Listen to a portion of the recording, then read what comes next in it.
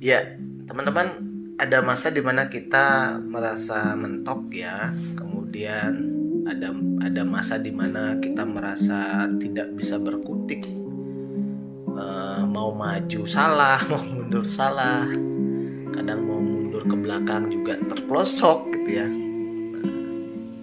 Kadang juga ada keputusan keliru yang membuat kadang kita memvonis diri kita, coba nggak kayak dulu ya, coba dulu kayak begitu, coba dulu kayak begini.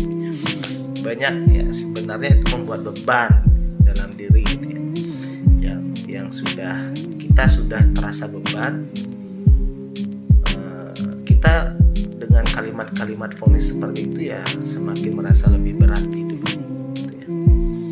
Nah, muncul nih ingin kalimat-kalimat, saya ingin berteriak, ingin terbang, kemudian ingin menghilang sejenak. Saya ingin meninggalkan semua masalah dan ada saatnya kembali pada saat semuanya sudah selesai. Kan gitu kan ya. Nah, teman-teman, tapi hidup ini tetap hidup ya, karena mesti kita jalani ya, bersama segala bentuk masalah yang kita hadapi ya. Yang menjadi pertanyaan, kira-kira pada saat kita menghadapi masalah seperti itu, kemana harus kita meminta bantuan, kemana mestinya kita bertanya, kemana mestinya kita mencari solusi, kebalian gitu kan, atau orang-orang boleh aja. Nah, boleh aja ya. Nah teman-teman, jadi pikiran kita ini telah merekam banyak pengalaman yang hadir di masa lalu ya, termasuk masalah yang seabrek kita hadapi. Yang menjadi pertanyaan, apa solusi yang pernah kita ambil? Apa keajaiban yang pernah kita dapat? Apa mujizat yang pernah kita alami? Semuanya terekam nih dalam pikiran kita dengan sangat baik. Nah, rekaman itu adalah gudang data kita yang kapanpun dimanapun bisa kita akses, teman-teman ya. Kapanpun dimanapun bisa kita akses pada saat kita menghadapi sebuah masalah, dan dia muncul sebegitu rupanya dan mengambil sebuah petunjuk solusi yang muncul dalam permukaan, sehingga kadang kita memutuskan ya. Nah, teman-teman, hari ini saya ingin menyampaikan beberapa cara bagaimana sih caranya kita menyusun potongan puzzle ya, yang kita gunakan untuk bisa membantu kita bisa keluar dari masalah yang kita hadapi. Minimal ada muncul kesadaran gitu. Jadi data-data ini perlu kita rakit lagi pelan-pelan ya dalam pikiran kita, sehingga kita sedang mengizinkan kecerdasan kita bertindak, berbuat, dan sehingga muncul dalam bentuk solusi yang kita butuhkan. Teman-teman, ada 3 langkah yang perlu kita lakukan.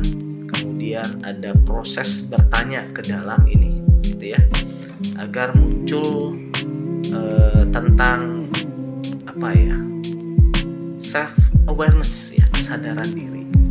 Nah, yang pertama teman-teman, menerima diri ya, bahwa kita memang sedang bermasalah gitu ya. Sadari dulu bahwa memang kita sedang bermasalah ya. Jadi teman-teman bukan berusaha untuk menutupi apalagi menghindar, enggak. Jadi mengakui diri sendiri sedang bermasalah itu artinya sedang menerima semua ocehan yang menyebalkan, ocehan yang menyakitkan ya, semua perasaan hina yang kita rasakan. Jadi menerima kenyataan diri itu adalah cara terbaik ya, cara terbaik saat ini. Saya menerima diri saya ditagih ya, saya menerima diri saya dicampakkan, saya menerima segala kegagalan. Nah, itu penting ya, itu penting. Nah, itu adalah contoh kalimat-kalimat atau pernyataan tentang penerimaan diri. Jadi menerima diri apa adanya adalah cara sederhana gitu ya, untuk masuk dalam kesadaran. Ya, karena kita perlu menerima semua yang datang, serangan luar itu, ya, sehingga kita bisa menyadari dulu. Selanjutnya, teman-teman, kita belajar untuk membuka diri, ya. Jadi, untuk mengizinkan seluruh bantuan, peluang, dan kekuatan semesta datang, bisa melalui seseorang ataupun sesuatu yang kita tidak bisa pikirkan. Itu bisa hadir dari bagaimana kita menyadari untuk mau membuka diri, ya. Dan membuka diri itu artinya ya rendah hati, siap menerima pertolongan, maksudnya gitu ya. Jadi membuka diri berarti sikap kita terbuka nih dalam menghadapi kritikan, siap membuka diri untuk menerima bantuan, gitu ya. Siap menerima segala respon yang hadir dalam bentuk apapun nih. Sebab kita nggak pernah tahu apakah di antara mereka, gitu ya, apakah bala bantuan yang hadir atau pertolongan dari semesta langsung.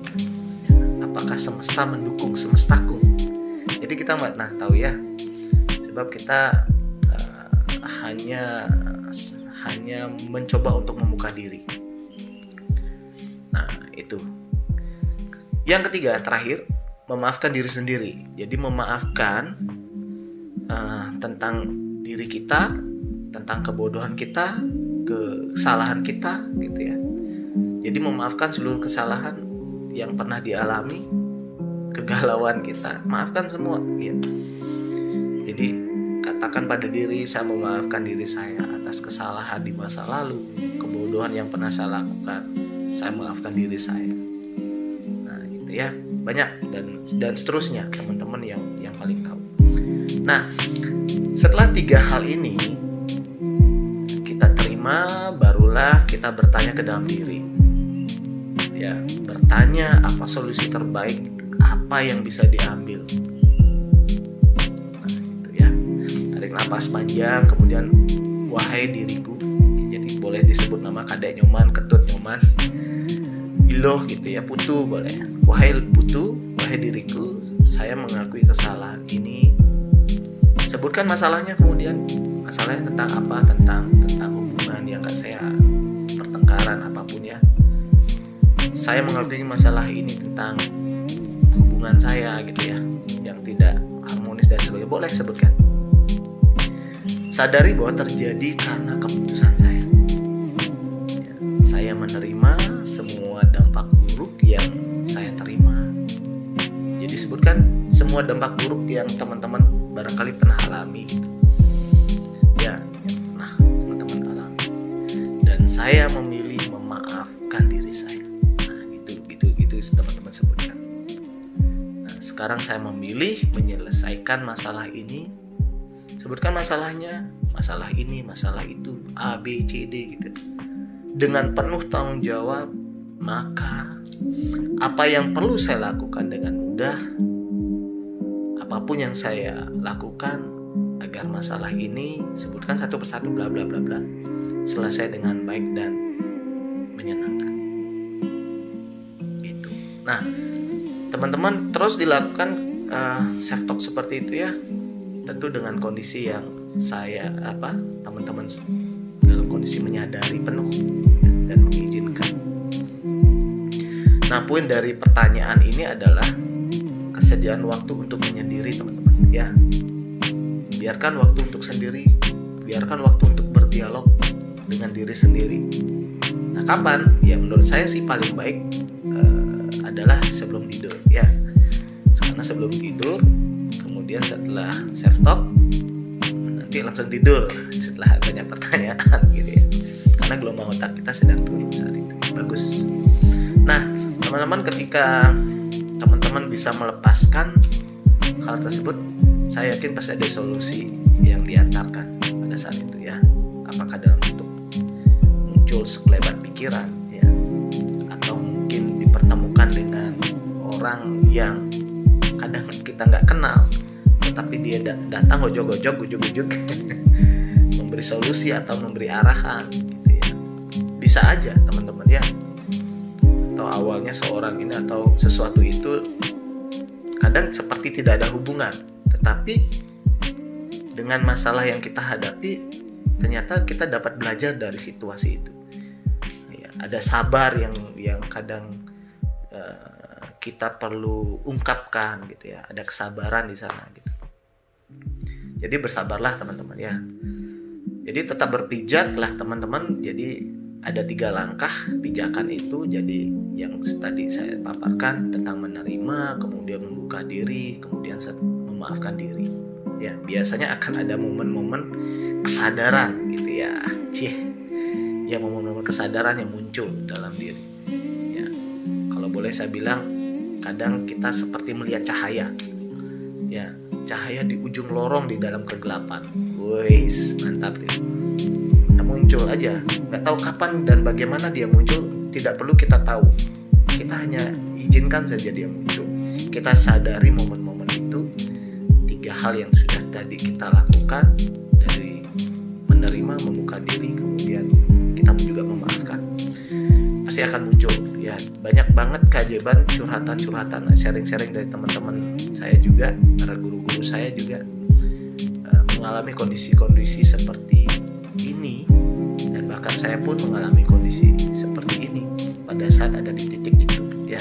Saya lakukan, saya menerima, saya membuka diri saya terbuka, kemudian saya memaafkan diri saya, dan muncul keajaiban.